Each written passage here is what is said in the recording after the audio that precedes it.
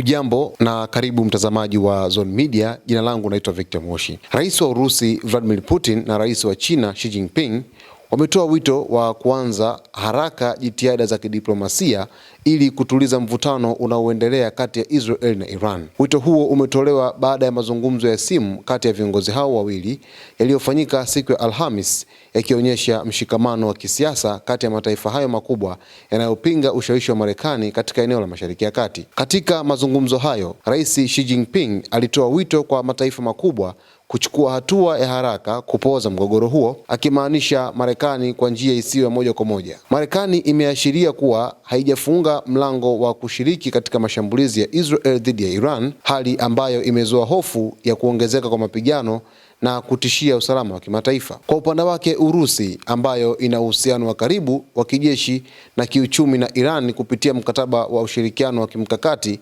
imeonya kuwa mashambulizi yoyote yale dhidi ya Irani yanaweza kuleta madhara makubwa katika eneo hilo, yakiwemo uwezekano wa kuibuka kwa janga la nyuklia. Mshauri wa Kremlin Yuri Ushakov alisema kuwa baada ya mazungumzo hayo, viongozi hao wawili walikubaliana kwa pamoja kulaani vikali hatua za Israel walizozieleza kuwa zinakiuka katiba ya Umoja wa Mataifa na misingi mingine ya kisheria ya kimataifa. Viongozi hao wanaamini kwa kauli moja kuwa hakuna suluhisho la kijeshi katika mgogoro huu wa sasa, pamoja na masuala yanayohusiana na mpango wa nyuklia wa Iran, alisema Ushakov, na kuongeza kuwa suluhisho la kweli ni lazima lipatikane kwa njia za kisiasa na kidiplomasia pekee. Kauli hiyo ya pamoja kutoka Beijing na Moscow inaashiria msimamo wa kupinga mwelekeo wa kimataifa unaoongozwa na Marekani, huku ikionyesha nia ya mataifa hayo kuimarisha ushawishi wao katika masuala ya kimataifa ya usalama wa amani. Sasa mtazamaji wa Zone Media, hii ni taarifa kubwa kabisa inayomhusu Rais wa Urusi Vladimir Putin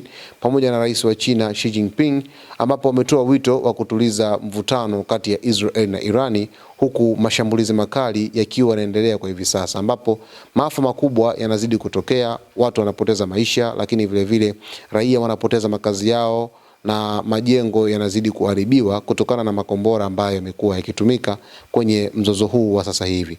Sasa mtazamaji, tufuatilie hapa Zone Media ili uweze kufahamu nini ambacho tutakuja nacho katika nyakati zijazo. Jina langu naitwa Victor Moshi. Asante kwa kuichagua Zone Media.